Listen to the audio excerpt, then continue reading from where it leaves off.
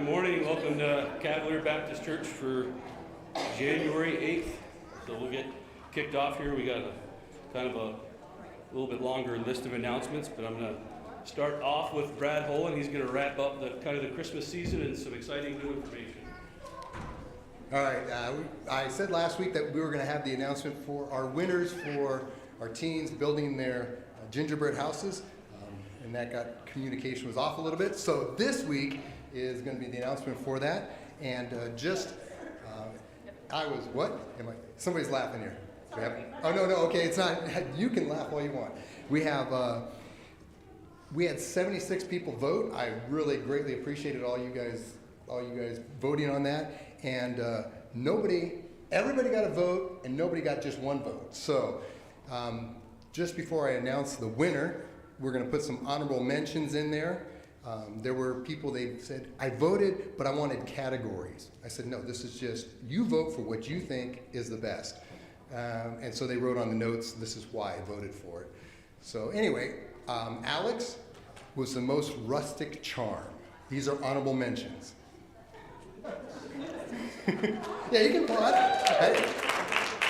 I had a blast watching them build this and the catastrophes that ensued.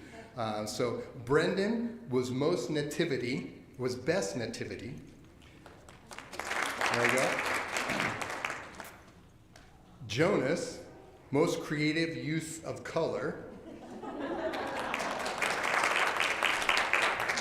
And I actually did write their names on the papers back there. They're actually in the fellowship hall, so you can go back there and get your final view of that. And I did tell the teens also that they probably still are edible with all the preservatives in there.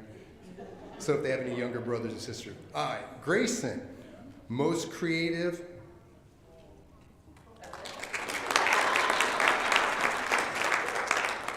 Caden has had the most charming walkway. Miley had the best roof and snow. And our winner with the most votes was the most inclusive is Brian.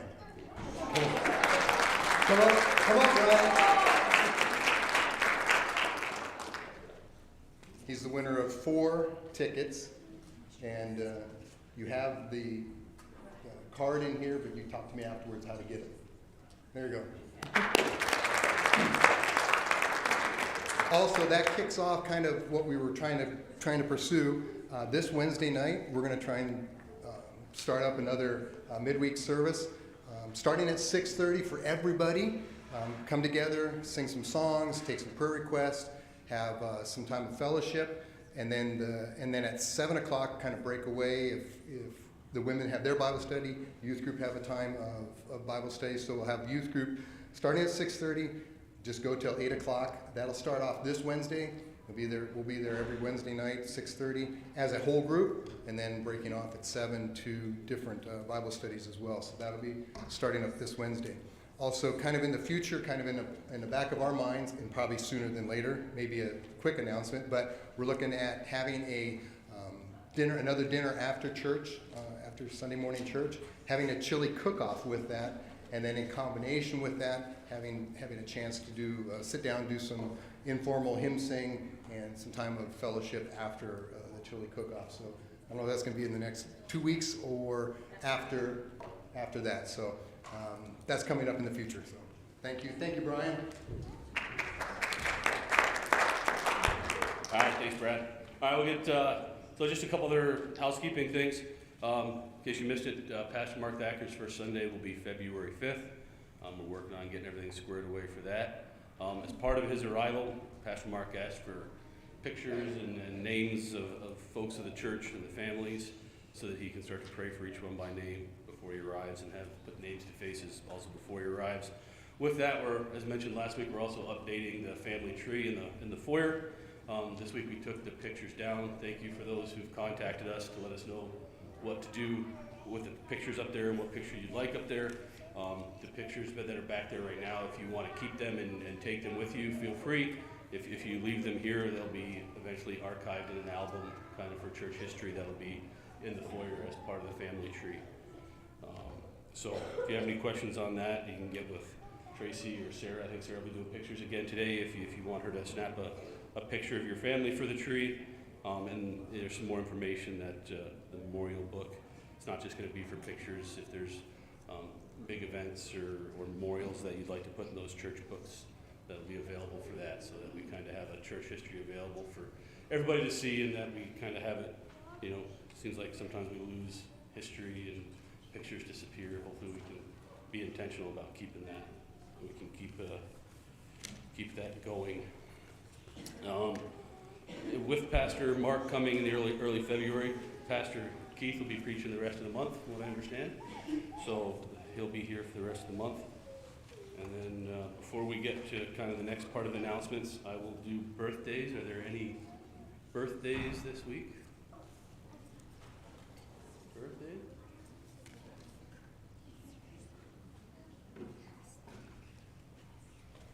I'm gonna get heavy.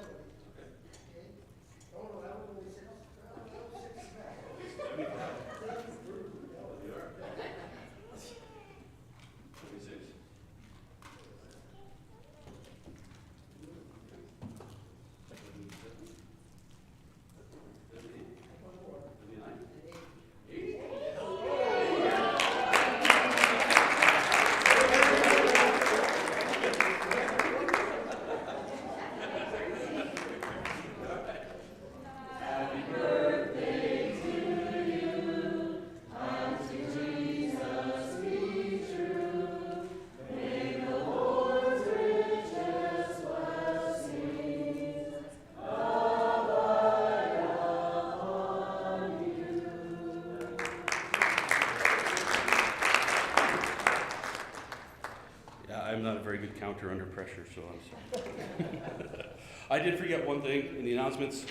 The updated contact sheets are out there. Even if you've done it in the past, we're trying to get, with the new pastor coming, we're trying to get names, addresses, emails, phone numbers readily available and current for everybody. So if you would please, and additionally, like we talked about last week, and I kind of misspoke. Yeah, we appreciate that you want to give your information to the church, but you may not want to share it with other church members. I did not mean to imply that we would share it with anybody who called. But just let us know if you want your stuff kept private for reasons. And so if you haven't done that, I would appreciate if you guys would update that. Are there any other announcements before I get to kind of the public safety part of the announcements?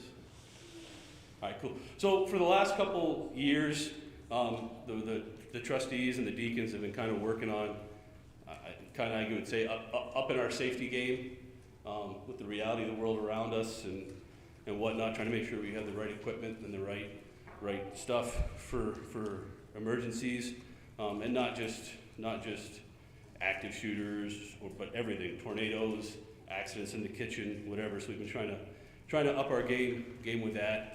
Over the last several boards of trustees, we've been doing little bits, trying to get everything up to where we want it to be, to where we feel like we're being responsible and making sure everybody who comes to worship and spend time here is safe. We just want to take a few minutes to kind of give you some information to arm you with any information that might help in the event of an emergency here at Cavalier Baptist Church, whether man-made or natural disaster. We've all been here with tornado sirens going off and bad storms, and we see in the news every day that our unfortunately our faith and our beliefs seem to be making us a target more and more. And we're pretty predictable, pretty scheduled, pretty public display of our beliefs. So it's very unlikely and very relatively low that anything would ever happen, but it's not zero, so we want to make sure that we're prepared as a congregation for any incident that may occur. So first thing we've done is we tried to make sure we have the right equipment here to deal with certain incidents. We have basic first aid kits that are located in the nursery and in the kitchen. You know, they're cuts and scrapes and ice packs and stuff like that. If you need stitches, there's a hospital. If you cut a finger off in the kitchen, that's probably for the hospital.